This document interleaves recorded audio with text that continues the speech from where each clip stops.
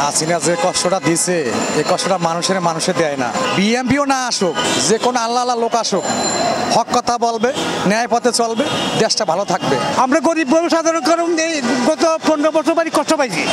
দেশ শান্তি চায়, জিনিসপত্রের দাম যাতে কমে, ওইটাই আমরা চাই।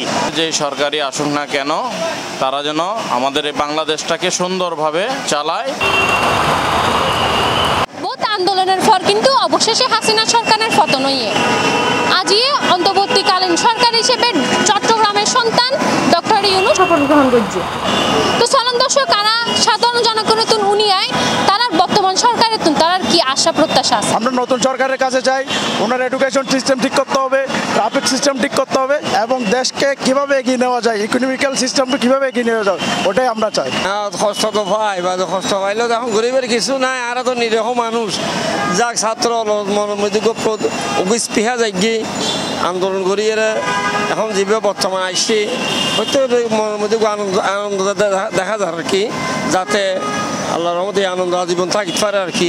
আমাদের আইন শৃঙ্খলা বাহিনী, বিচার বিভাগ এবং সব সুশৃঙ্খল ডিসিপ্লিন ওয়াইতে যেন দেশটা চলে, সুন্দরভাবে চলে, কোনো হানাহানি, কোনো বিদ্রুপ যেন না ঘটে, এগুলোই আসলে আশা।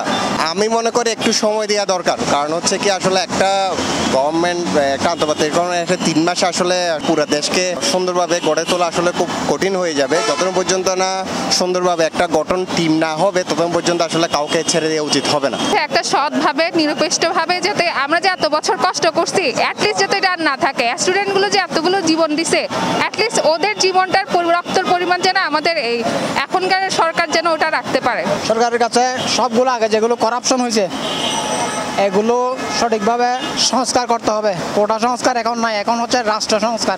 রাষ্ট্রটা সংস্কার হোক, কোনো রাজনৈতিক পক্ষ যাতে না ঢুকে ক্ষমতা কুক্ষিগত করতে না পারে।